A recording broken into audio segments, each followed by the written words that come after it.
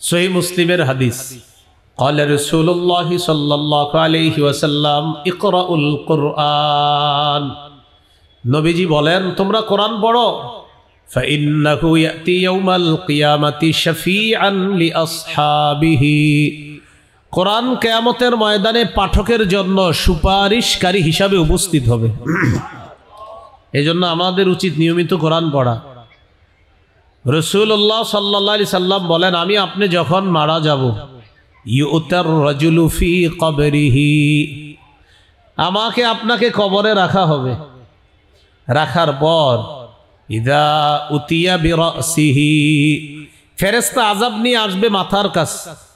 ফেরেশতা মাথার কাছ দিয়ে আযাব নিয়ে আসবে। ফাদাফাআতহু তিলাওয়াতুল কুরআন, মাথার কাছে আযাব আসলে কোরআন তেলাওয়াত বাধা দিবে আযাবকে। না না না, এখানে আসা যাবে না। মাথার কাছে আযাব আসলে কোরআন তেলাওয়াত ওই আযাবকে বাধা দিবে। আমাকে বললেন আপনাদের উদ্দেশ্যে একটি বিষয় আলোচনা করার জন্য, সেটা হলো রমজান কিভাবে কাটাবেন। এই বিষয়টি বলার জন্য বলেছেন, রমজান কিভাবে কাটাবেন। সূরা বাকারার 189 নম্বর আয়াতে কারিমা তেলাওয়াত করেছি। এই আয়াতে আল্লাহ তাআলা বলেন, ইয়াসআলুনাকা আনিল আহিল্লাহ, নবী তারা আপনাকে নতুন চাঁদ সম্পর্কে জিজ্ঞাসা করে। নতুন চাঁদ, কুল হিয়া মাওয়াকিতু লিন-নাসি ওয়াল হজ, আপনি বলেন নতুন চাঁদ হলো মানুষের আমলের সময় নির্ধারণ করার জন্য, বিশেষ করে হজের সময় নির্ধারণ করার জন্য নতুন চাঁদ। আরবি কি মাস চলে? শাবান। এতদিন যা করছেন করছেন, এই আজকে থেকে হিসাব রাখবেন আর কয়দিন আছে রমজানের। এই শাবান মাসের হিসাব রাখাটাও সুন্নত। শাবান মাস গুরুত্ব সহকারে গণনা করা সুন্নত, এটা আমরা মনে রাখবো। বলেন ইনশাআল্লাহ। আবু দাউদের হাদিস 2325 নম্বর হাদিস, আয়েশা সিদ্দিকা রাদিয়াল্লাহু তাআলা আনহার বর্ণনা, তিনি বলেন, কানা রাসূলুল্লাহি সাল্লাল্লাহু আলাইহি ওয়াসাল্লাম ইয়াতাহাফফাজু মিন শাবান মা লা ইয়াতাহাফফাজু মিন গায়রিহি। রাসূলুল্লাহ সাল্লাল্লাহু আলাইহি ওয়াসাল্লাম অন্যান্য মাসের চাইতে শাবান মাসের গুরুত্ব বেশি দিতেন গণনা করার ক্ষেত্রে। মানে অন্যান্য আরবি মাসগুলা গণতেন, শাবান মাসটা খুব গুরুত্ব সহকারে গণনা করতেন। শাবান মাস, তাহলে এখান থেকে একটা সুন্নত শিখলাম, শাবান মাস গণনা করা এটা সুন্নত। তাহলে আমরা গণনা করব। আর কয়দিন বাকি আছে রমজানের বলেন? হ্যাঁ হ্যাঁ, 1 তারিখে যদি রমজানের প্রথম রাত হয়, 1 তারিখে প্রথম রাত হলে তো হতে পারে আর কয়দিন বাকি আছে? আজকে কত তারিখ? 23 তারিখ। এই মাসের আছে আর কয়দিন? হ্যাঁ, 5 দিন। 28 তারিখে মাস শেষ। তাহলে আমরা বলতে পারি এইভাবে যে 5 দিন আর বাকি আছে।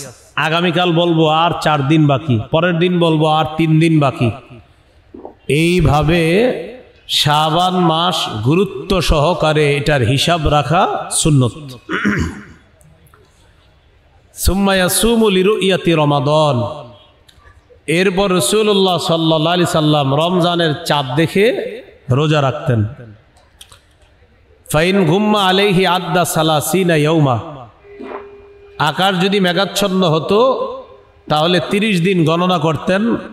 সুম্মা সামা, এরপর রাসূল সাল্লাল্লাহু আলাইহি সাল্লাম রোজা রাখতেন।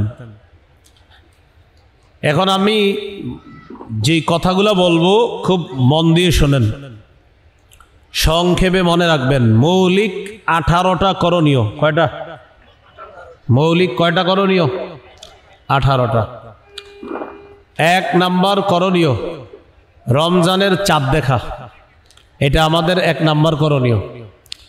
সহিহ বুখারীর বর্ণনা 1909 নম্বর হাদিস, রাসূলুল্লাহ সাল্লাল্লাহু আলাইহি সাল্লাম বলেন, সুমু লিরুইয়াতিহি, তোমরা চাঁদ দেখে রোজা রাখো।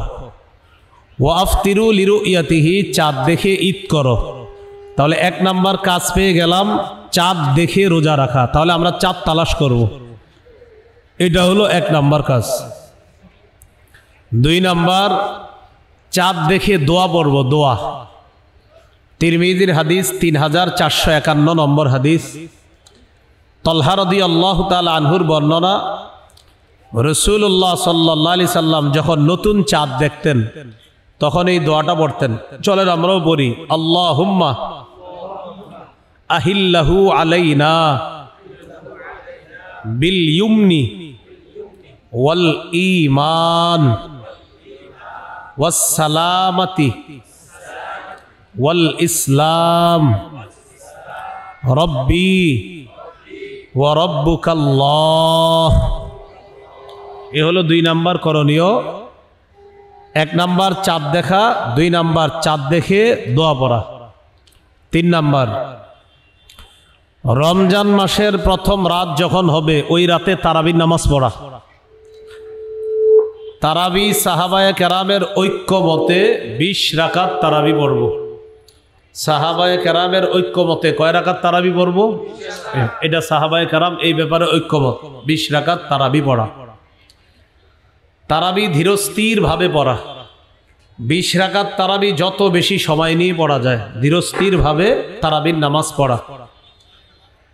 কে কত তাড়াতাড়ি পড়তে পারেন এই পাল্লা না দিয়ে কে কত বেশি সময় নিয়ে পড়তে পারেন এই কাজের প্রতিযোগিতা করবেন, যে আমাদের মসজিদে সময় তোমাদের চেয়ে বেশি লাগছে, এইভাবে বলা। মনে থাকবে তো ইনশাআল্লাহ? তাহলে 3 নাম্বার, রমজানের প্রথম রাত শুরু হলে তারাবি পড়া। সাহাবায়ে কেরামের ঐক্যমতে 20 রাকাত তারাবি। সহিহ বুখারীর 2009 নম্বর হাদিস, রাসূলুল্লাহ সাল্লাল্লাহু আলাইহি সাল্লাম বলেন, মান কামা রমাদানা ঈমানাও ওয়া ইহতিসাবা গুফিরা লাহু মা তাকদ্দামা মিন যামবি। যে ব্যক্তি ঈমানের সাথে সওয়াবের আশায় রাতের বেলা সালাত আদায় করলো তার আগের গুনাহগুলো মাফ। তাহলে 3 নাম্বার তারাবি পড়া। 4 নাম্বার, তারাবির নামাজে কোরআন তেলাওয়াত করা, পারলে 1 খতম কোরআন পড়া।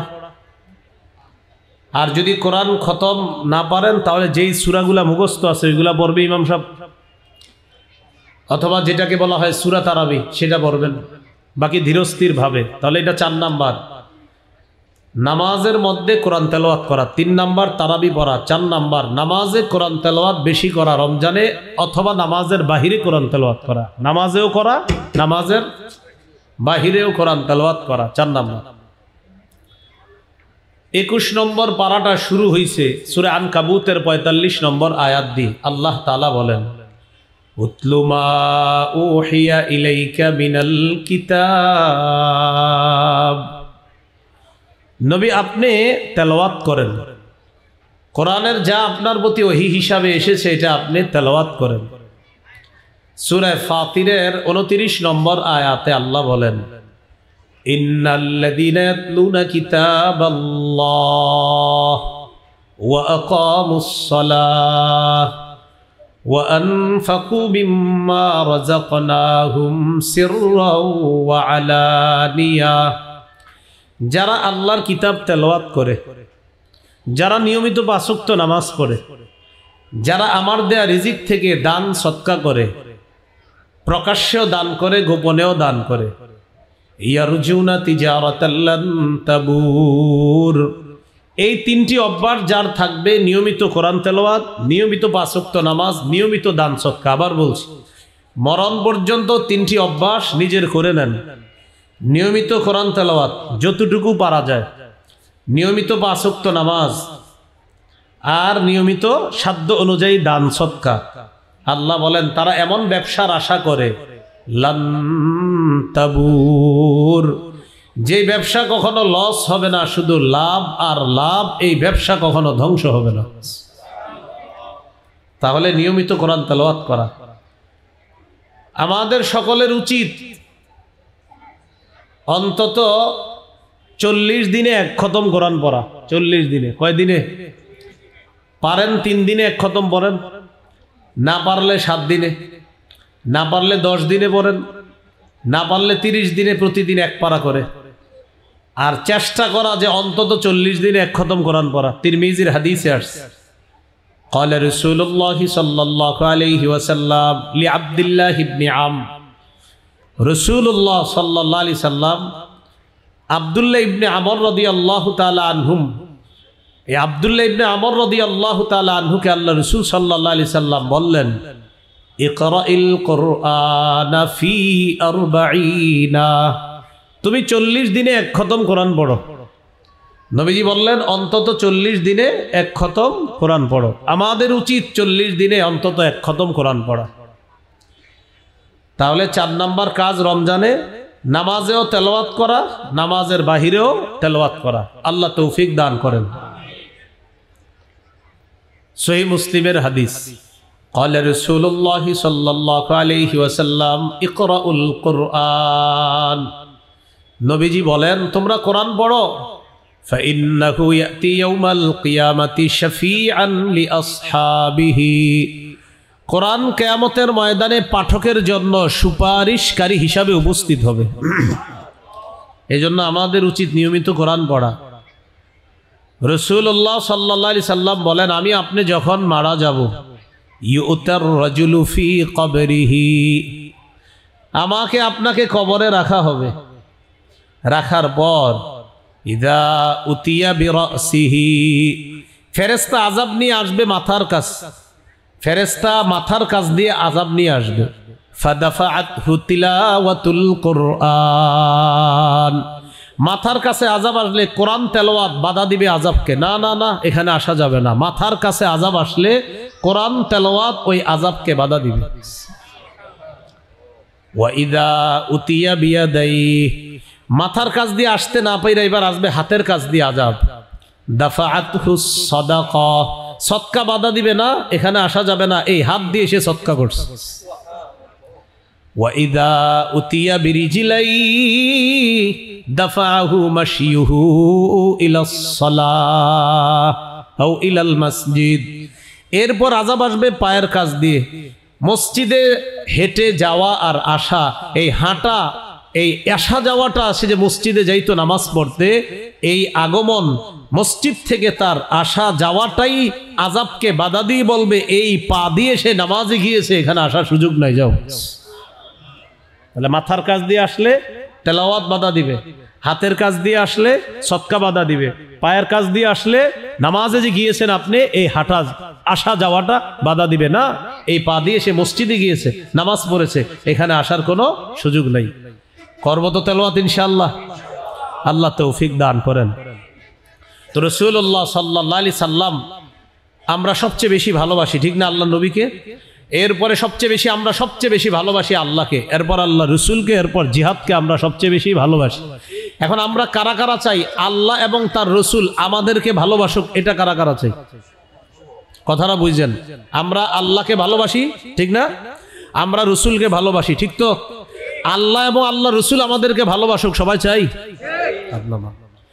قال رسول الله صلى الله عليه وسلم من سره أن يحبه الله ورسوله فليقرأ في المصحف, কোন ব্যক্তি যদি চায় আল্লাহ এবং তার রসুল তাকে ভালোবাসুক, এই দেখেন উনি চায় আল্লাহ এবং তার রসুল তাকে ভালোবাসুক, নবীজি বলেন ফালইকরা ফিল মাসহাফ, তাকে জানায় দাও সেজন্য কোরআন পড়ে, কোরআন পড়লে তাকে আল্লাহ ভালোবাসবে, আমি রসুলও তাকে ভালোবাসবো। কোরআন পড়া, আমরা আল্লাহকে ভালোবাসি, আমরা রসুলকে ভালোবাসি, এখন আমরা চাইতেছি আল্লাহ আর রসুলও আমাদেরকে ভালোবাসুক। নবী বলেন তুমি কোরআন পড়ো, তোমাকে আল্লাহ ভালোবাসবে, আমি নবীও তোমাকে ভালোবাসবো। তো রমজান মাসে 4 নাম্বার কাজ নামাজে কোরআন তেলাওয়াত করা বেশি বেশি, আবার নামাজের বাহিরেও কোরআন তেলাওয়াত করা। আল্লাহ তৌফিক দান করেন। কোরআন পড়ার সময় একটু সুন্দরভাবে কোরআন পড়ার চেষ্টা করব। কিভাবে? সুন্দরভাবে। আমার আগে বয়ান করছে মুফতি আরিফ জব্বার কাছে, কোরআন তেলাওয়াত খুব সুন্দর ওনার, হ্যাঁ, আরো অনেকে এরকম সুন্দর কোরআন তেলাওয়াত করতে পারে। কোরআন তেলাওয়াত সুন্দরভাবে করলে আল্লাহ তাআলা তার তেলাওয়াতটা বিশেষ রহমত দিয়ে শুনে। সহিহ মুসলিমের বর্ণনা যে নবী যখন কোরআন তেলাওয়াত করে হাদিসে আসছে নবী যখন ইয়াতাগান্না বিল কোরআন, সুন্দরভাবে সুললিত কণ্ঠে যখন কোরআন তেলাওয়াত করে, আল্লাহ বিশেষ দয়া রহমত নিয়ে তার তেলাওয়াত শুনতে থাকে। قال رسول الله صلى الله عليه وسلم زينوا القرآن بأصواتكم। নাসাইর হাদিস 1015 নম্বর হাদিস। নবীজি বলেন জাইয়িনুল কোরআন, তোমরা কোরআনকে সুন্দর করো, বিআসওয়াতিকুম, তোমাদের কণ্ঠের সাহায্যে। এর মানে তোমরা সুললিত কণ্ঠে কোরআন তেলাওয়াত করো। সুবহানাল্লাহ। তোমরা কোরআনকে সুন্দর করো কণ্ঠের সাহায্যে, আওয়াজের মাধ্যমে। উদ্দেশ্য হলো সুললিত কণ্ঠে তোমরা কোরআন পড়ো। তাহলে একটু সুন্দরভাবে কোরআন পড়বো তো ইনশাআল্লাহ। এবার বলেন ধীরস্থির ভাবে কোরআন পড়বো। বলেন কিভাবে কোরআন পড়বো? ধীরস্থির ভাবে পড়বো। আল্লাহ তাআলা বলেন সূরা মুজাম্মিলের মধ্যে, ওয়ারাত্তিলিল কুরআনা তারতিলা। নবী আপনি ধীরে ধীরে কোরআন পড়েন, আপনি ধীরে ধীরে কোরআন পড়েন। তারাবিতে যে হাফেজ সাহেবরা কোরআন তেলাওয়াত করবে, তারা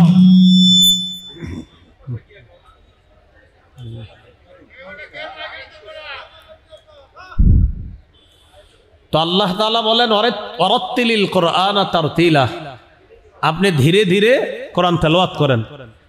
আমরা মুসল্লি যারা থাকবো, হাফেজ সাহেবদেরকে আমরা উৎসাহ দিব এইভাবে, হুজুর আপনি ধীরস্থির ভাবে পড়েন, সমস্যা নাই, আপনি যত বেশি নামাজে দাঁড়াবেন আমরাও তৈরি আছি ইনশাআল্লাহ। রমজান মাসে যত বেশি নামাজে দাঁড়িয়ে থাকা যায়, হ্যাঁ, আল্লাহ তৌফিক দান করেন। মুসল্লিদের মধ্যে 10% এমন থাকবে যারা চাইবে তাড়াতাড়ি পড়তে। আমি আশাবাদী 90% এমন থাকবে যারা বলবে না আপনি আস্তে ধীরে পড়েন, আমরাও আছি ইনশাআল্লাহ। তো 90% মুসল্লি যদি আস্তে ধীরে নামাজ পড়ে, আশা করি 10% যারা থাকবে তারাও আস্তে ধীরের পক্ষে হয়ে যাবে ইনশাআল্লাহ। ওয়ারাত্তিলিল কুরআনা তারতিলা, আল্লাহ তাআলা বলেন আপনি ধীরে ধীরে কোরআন পড়েন। আল্লাহ আমাদেরকে ধীরে ধীরে কোরআন পড়ার তৌফিক দান করেন। সফরে যখন থাকবেন তখনও সুন্দরভাবে কোরআন পড়বেন। বাসে বসে রয়েছেন, গাড়িতে চলতেছেন, তখনও কোরআন পড়বেন। আব্দুল্লাহ ইবনে মুগাফফাল রাদিয়াল্লাহু তাআলা আনহু তিনি বলেন, রাআইতু রাসূলুল্লাহি সাল্লাল্লাহু আলাইহি ওয়াসাল্লাম ইয়াকরাউ ওয়া হুয়া আলা নাকাতিহি আও জামালিহি। আমি নবীজিকে দেখেছি উটনির উপরে অথবা ওটের উপরে বৈশা আল্লাহ রাসূল কোরআন পড়তেছে। ওটের উপরে বৈশা নবী কোরআন পড়তেছে। না পুরাটা শেষ করিনি হাদিস। ওয়া হিয়া তাসিরু বিহি, ওট আল্লাহ রসুলকে নিয়ে চলতেছে আর নবী তেলাওয়াত করতেছে। তাহলে ওট নবীরে নিয়ে চলতেছে আর নবীজি তেলাওয়াত করতেছে। সাহাবী বলেন কিভাবে তেলাওয়াত করতেছিল জানো? আমি নবীজিকে শুনলাম নবীজি সূরাতুল ফাতহি তেলাওয়াত করতেছে। 26 পারায় দেখবেন একটা সূরা আছে, কি নাম? সূরাতুল ফাতহি। 26 পারার 10 নম্বর পৃষ্ঠাটা যেই সূরা দিয়ে শুরু হয়েছে, এই সূরাটার নাম সূরাতুল ফাতহি। আমি নবীজিকে শুনলাম নবী সূরা ফাত তেলাওয়াত করতেছে। জানো কিভাবে? ওয়া হুয়া ইউরাজ্জিউ, নবী ছন্দময় করে খুব সুন্দর আওয়াজে প্রাণবন্ত করে তেলাওয়াত করতেছিলেন আর ওট নবীকে নিয়ে চলতেছিল। আহারে আমার নবীর তেলাওয়াত না জানি কেমন ছিল। হ্যাঁ, নবীজি হাদিসে আসছে ওয়া হুয়া ইউরাজ্জিউ, যে নবীজি তেলাওয়াতটা যখন করতেছিলেন আমি দেখলাম সূরাতুল ফাতহি তেলাওয়াত করতেছিলেন ছন্দময় করে, স্পন্দন সৃষ্টি করে। সৌদি আরবের আব্দুর রহমান আস-সুদাইস, ওনার তেলাওয়াত শুনলে দেখবেন আমাদের মাঝেও একটা কেমন যেন হিট কাজ করে, হ্যাঁ, যে আলাদা, আহারে আরো বড়ুক আরো বড়ুক, ক্লান্তি লাগে না, আরো বড়ুক আরো পড়তে থাকুক। তো এইভাবে এই যুগের একটা মানুষের কোরআন তেলাওয়াত যদি এত সুন্দর হয়, যার উপরে আল্লাহ কোরআন নাজিল করেছেন তার তেলাওয়াত কত সুন্দর। নবীজি স্পন্দন সৃষ্টি করে তেলাওয়াত করতেছেন। আমাদের বাংলাদেশের ওই হাফেজ সালেহ আহমদ তাকরিম, হ্যাঁ, কি অসাধারণ তেলাওয়াত, সুবহানাল্লাহ। তেলাওয়াত যখন করে আপনার কোনো ক্লান্তি আসবে না, আপনার মনে হবে এত তাড়াতাড়ি কেন শেষ করলো, এটা মনে হবে আপনার। তো আমরা সুন্দরভাবে কোরআন পড়ার চেষ্টা করব, বলেন ইনশাআল্লাহ। যেই সমস্ত আয়াতের মধ্যে আযাব গজবের কথা আছে ওইগুলা 2-3 বার দোহরায়া পড়ার চেষ্টা করব। আর কোরআনের কিছু অর্থ যদি বুঝেন আপনি, তাহলে আযাব সম্বলিত আয়াতগুলো একটু দোহরায়া পড়া যায়। সূরা মাঈদা, কোন সূরা? সূরা মাঈদা 118 নম্বর আয়াত। কত নম্বর আয়াত? এই আয়াতটা একদিন নবীজি তাহাজ্জুদে পড়তেছিলেন, পুরা রাত শুধু এই আয়াতটা পড়ছে। একটা আয়াত সারা রাত পড়ছে, একটা আয়াত। সূরা মাঈদার 118 নম্বর আয়াত। আবু যর গিফারি রাদিয়াল্লাহু তাআলা আনহু বলেন, একদিন রাতের বেলা দেখলাম নবী নামাজে দাঁড়িয়ে, তাহাজ্জুদ নামাজ। কামা, নবীজি সাল্লাল্লাহু আলাইহি ওয়াসাল্লাম নামাজে যখন দাঁড়াইছেন, কামা বিআয়া, নবী একটা আয়াত তেলাওয়াত করা শুরু করলেন, যেটা সূরা মাইদার মধ্যে আছে। ইয়ারুদ্দুহা, নবী বারবার তেলাওয়াত করতেছিলেন, হাত্তা আসবাহা ইয়ারুদ্দুহা, নবীজি সকাল করে ফেলছে এক আয়াত তেলাওয়াত করতে করতে। সে আয়াতটা কি আমি আপনাদেরকে শোনাই। আল্লাহ বলেন, ইন তুআযিবহুম ফাইন্নাহুম ইবাদুক, আল্লাহ আপনি যদি তাদেরকে শাস্তি দেন তারা তো আপনার বান্দা। আল্লাহ আপনি যদি তাদেরকে শাস্তি দেন তারা তো আপনারই বান্দা। ওয়া ইন তাগফির লাহুম ফাইন্নাকা আনতাল আজিজুল হাকীম, আল্লাহ আপনি যদি আপনার বান্দাদেরকে মাফ করে দেন আপনি মহাপরাক্রমশালী মহাপ্রজ্ঞাময়। এই আয়াত পুরা রাত নবী তেলাওয়াত করছে, আল্লাহ আপনি যদি তাদেরকে মাফ করেন তারা তো আপনারই বান্দা। মূলত এই আয়াতের ব্যাপারটা কে জানেন? ঈসা নবী। ঈসা নবী আল্লাহকে এটা বলবে, আল্লাহ আমার এই উম্মতকে যদি আপনি শাস্তি দেন, মাবুদ তারা তো আপনারই বান্দা। মানে উম্মতের প্রতি ঈসা নবীর দরদ, ব্যথা, মায়া। আর আল্লাহ আপনি যদি দয়া করে মাফ করে দেন, আপনি তো ক্ষমতা রাখেন মাফ করার। এই আয়াতের বিষয়বস্তুর প্রতি লক্ষ্য রেখে আল্লাহ রসুল সারা রাত বারবার শুধু এই আয়াতটা পড়ছে যে আমার উম্মতের কি হবে, আমার উম্মতের কি হবে। তাহলে আযাব সম্বলিত আয়াতগুলা বারবার পড়া এটা যায়। মসজিদের মধ্যে যদি একদল মানুষ একত্রিত হয়ে কোরআন তেলাওয়াত করি, আমরা মনে করেন কয়েকজন একসাথে হয়েছে, তখন কোরআন তেলাওয়াত বেশি জোরে না করা। হয়তো কেউ সুবহানাল্লাহ পড়তেছে, কেউ আলহামদুলিল্লাহ পড়তেছে, কেউ হয়তো কোরআন পড়তেছে। রাসূলুল্লাহ সাল্লাল্লাহু আলাইহি সাল্লাম বলেন, তোমরা যখন একসাথে কেউ থাকবা তখন দেখবা তোমার আশেপাশের ভাইয়েরা কি করে, তারা হয়তো বিভিন্ন ইবাদতে আছে, তাই তুমি বেশি জোরে কোরআন তেলাওয়াত তখন করবা না, তুমি আস্তে আস্তে করবা। বুঝে আসছে তো? হ্যাঁ। মসজিদের ভিতরে সবাই যদি কোরআন তেলাওয়াত করে এটারও একটা ফায়দা আছে, মাদ্রাসায় করলেও ফায়দা আছে। কমপক্ষে 4টা ফায়দা, কোনো সন্দেহ নাই। সুবহানাল্লাহ। যারা কোরআন পড়ে বা কোরআন পড়ায় কমপক্ষে 4টা ফায়দা থেকে খালি নাই। সহিহ মুসলিমের হাদিস, قال رسول الله صلى الله عليه وسلم ما اجتمع قوم في بيت من بيوت الله يتلون كتاب الله ويتدارسونه بينهم إلا نزلت عليهم السكينة وغشيتهم الرحمة وحفتهم الملائكة وذكرهم الله في من عنده। রাসূলুল্লাহ সাল্লাল্লাহু আলাইহি সাল্লাম বলেন, আল্লাহর কোন ঘরে একদল মানুষ একত্রিত হয়ে যদি কোরআন পড়ে অথবা কোরআন অন্যকে পড়ায়, ইল্লা নাজালাত আলাইহিমুস সাকিনা, তাদের উপর আল্লাহর পক্ষ থেকে প্রশান্তি নাজিল হয়, সাকিনা নাজিল হয়। 2 নাম্বার, ওয়া হাফাতহুমুল মালাইকা, তারা যে একটা মজলিসে বৈশা কোরআন পড়ে পুরা মজলিসটাকে ফেরেশতারা বেষ্টন করে নেয়, পুরা মজলিস। 3 নাম্বার, ওয়া গাশিয়াতহুমুর রাহমা, পুরা মজলিসটাকে রহমত ঢেকে নেয়, পুরা মজলিসটাকে রহমত ঢেকে নেয়। আর ফেরেশতারা যে বেষ্টন করে এটা কিভাবে জানেন? মনে করেন আমরা এই জায়গায় কোরআনের আলোচনা যদি করি, এই পুরা মজলিসটা ফেরেশতারা বেষ্টন করে পুরা আসমান পর্যন্ত, ফেরেশতাদের একটা সারি, গোল সারি আসমান পর্যন্ত পৌঁছে গেছে। 3 নাম্বার। 4 নাম্বার, ওয়া যাকারাহুমুল্লাহু ফী মান ইনদা, যারা কোরআন তেলাওয়াত করে, যারা কোরআনের পাঠক, যারা কোরআনের শিক্ষক, তাদের ব্যাপারে আল্লাহ ফেরেশতাদের সাথে আলোচনা করতে থাকে। মনে আসেনি রমজানের 4 নাম্বার কাজ নামাজে তেলাওয়াত করা অথবা নামাজের বাহিরে প্রচুর পরিমাণ তেলাওয়াত করা, করব তো ইনশাআল্লাহ। 5 নাম্বার কাজ তাহাজ্জুদ পড়া। কি পড়া? তাহাজ্জুদ। 8 রাকাত তাহাজ্জুদ পড়বেন। 8 রাকাত তাহাজ্জুদ পড়া নবীজির 12 মাসের সুন্নাহ। রাসূল সাল্লাল্লাহু আলাইহি সাল্লামের 12 মাসের সুন্নাহ হলো 8 রাকাত তাহাজ্জুদ পড়া। আর তারাবি 20 রাকাত পড়বেন, এটা শুধু রমজানের আমল। এটা সাহাবায়ে কেরামের ঐক্যমত। তারাবি 20 রাকাত প্রথম রাতে পড়বেন। আর সাহরির সময় যেহেতু আল্লাহ উঠায়া দিবেন, নবী সারা বছর 8 রাকাত তাহাজ্জুদ পড়তেন। আপনিও চেষ্টা করবেন সারা বছর পড়তে।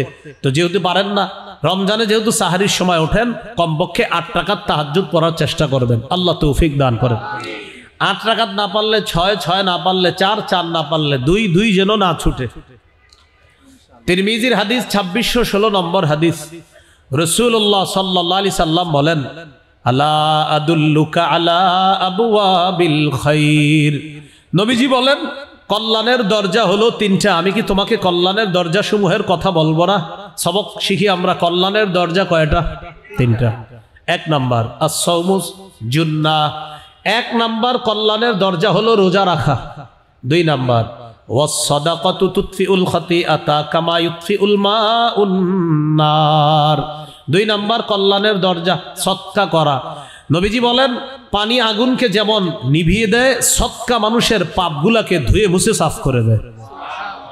তিন নাম্বার ওয়াসালাতুর রাজুলি মিন জাওফিল লাইল, রাতের বেলা তাহাজ্জুদ পড়া। আপনার যদি ঘরে বরকত প্রয়োজন হয়, 3 আমল বাড়ায় দেন, রোজা রাখেন, সদকা করেন, তাহাজ্জুদ পড়েন, আল্লাহ তৌফিক দান করেন। তাহলে 3 নাম্বার আমল তারাবি পড়া, 4 নাম্বার তারাবিতেও তেলাওয়াত করা, তারাবির বাহিরেও তেলাওয়াত করা, 5 নাম্বার তাহাজ্জুদ পড়া। তারাবি 20 রাকাত পড়ব, সাহাবায়ে কেরামের ঐক্যমত, এটা রমজানের আমল। আর তাহাজ্জুদ 8 রাকাত পড়ব, এটা নবীর সুন্নাহ, 12 মাসের আমল। চেষ্টা করব রমজানে আমল করতে ইনশাআল্লাহ। 6 নাম্বার সাহারি খাবো। অনেকে পালোয়ানগিরি দেখায় সাহারি খায় না, যে আমি না খায় রোজা রাখছি। কে বলছে আপনারা না খাইতে? হ্যাঁ, এটা করবেন না, খাবেন। সহিহ বুখারীর বর্ণনা 1921 নম্বর হাদিস, আন যায়েদ ইবনে সাবিত রাদিয়াল্লাহু তাআলা আনহু قال তাসাহহারনা মা রাসূলিল্লাহি সাল্লাল্লাহু আলাইহি ওয়াসাল্লাম। যায়েদ ইবনে সাবিত রাদিয়াল্লাহু তাআলা আনহুর বর্ণনা, তিনি বলেন, আমরা রাসূলুল্লাহ সাল্লাল্লাহু আলাইহি সাল্লামের সাথে সাহরি খেয়েছি, এজন্য আমরাও কি খাবো? সাহরি খাবো। সহিহ বুখারীর 1923 নম্বর হাদিস, قال رسول الله صلى الله عليه وسلم تسحروا فإن في السحور بركتان। নবীজি বলেন, তোমরা সাহরি খাও, সাহরির মধ্যে বরকত আছে। আরেকটা গুরুত্বপূর্ণ কথা মনে রাখবো, আমরা সাহরিতে খেজুর খাবো। বলেন সবাই কি খাবো? হ্যাঁ, সাহরির সময় আমরা খেজুর খাবো সবাই, বলেন ইনশাআল্লাহ। قال رسول الله صلى الله عليه وسلم نعم سحور المؤمن التمر।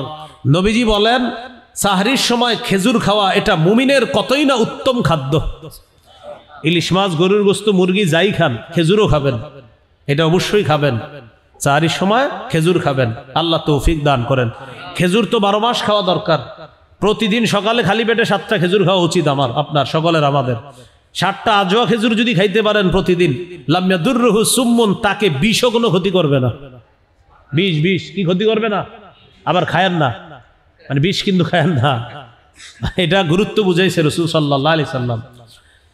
তাহলে খেজুর এটা নিয়মিত খাওয়া। গর্ভবতী মা বোনদেরকে খেজুর খাওয়াবেন। খাওয়ায় তেঁতুল খাওয়াবেন না, তেঁতুলে মেধা কমে, গর্ভস্থিত সন্তানেরও মেধা কমে। খেজুর খাওয়াবেন, খেজুরে মেধা বাড়বে ইনশাআল্লাহ। ঈসা নবী যখন তার আম্মার পেটে, ঈসা নবীকে আল্লাহ বললেন, ফাকুলি ওয়াশরাবি, তুমি খাও, পান করো। খাবে কি? খেজুর খাও। পান করবা, ঝর্ণার পানি পান করবা। খেজুর গাছের নিচে বসা ছিল। আমার কথা হলো, এত খাদ্য থাকতে আল্লাহ ঈসা নবীর আম্মার জন্য খেজুর নির্বাচন করলেন কেন? এখান থেকে বোঝা যায়, গর্ভবতী মায়াতের খাদ্য হলো খেজুর। তেঁতুলের আচার খাইতে চাইলেও কিনে দিবেন না, খেজুর কিনে দিবেন। আল্লাহ আমাদেরকে কথাগুলা মনে রাখার তৌফিক দান করেন। 7 নাম্বার রোজা রাখা। সাহরি খাইলেন, খাওয়ার পর রোজা রাখবেন। প্রথম রোজা শুরু হলো আপনার।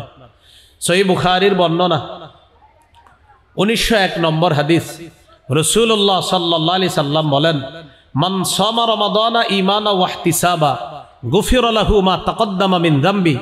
যে ব্যক্তি ঈমানের সাথে সওয়াবের আশায় রমজানের রোজা রাখলো, তার আগের গুনাহগুলো মাফ। 8 নাম্বার দান করা। কি করা? দান করা। রমজানে দানের মাত্রাটা বাড়ায় দিবেন। সহিহ বুখারীর 6 নম্বর হাদিস, কানা রাসূলুল্লাহ সাল্লাল্লাহু আলাইহি ওয়াসাল্লাম আজওয়াদান নাস। এই পৃথিবীতে যত মানুষ আছে সবার মাঝে রাসূলুল্লাহ সাল্লাল্লাহু আলাইহি সাল্লাম সর্বশ্রেষ্ঠ দানশীল মানুষ ছিলেন। ওয়া কানা আজওয়াদা মা ইয়াকুনু ফি রমাদান। রমজানে নবীজির দান করার মাত্রাটা আরো বেড়ে যেত। তাহলে রমজানে আমরা দান করব। 9 নাম্বার বেশি বেশি নফল ইবাদত করা।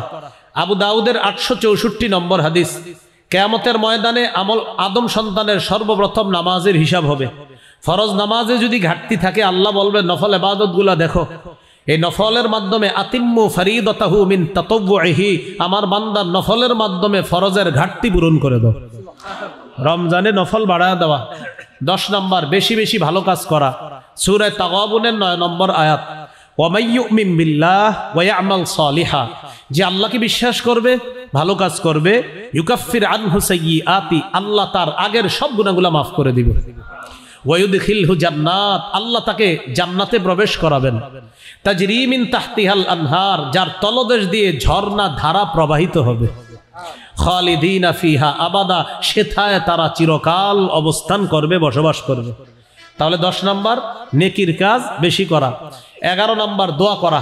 দুটি দোয়া বেশি বেশি করব, বলেন আমার সাথে, আল্লাহুম্মা ইন্নী আসআলুকাল জান্নাহ ওয়া আউযু বিকা মিনান নার।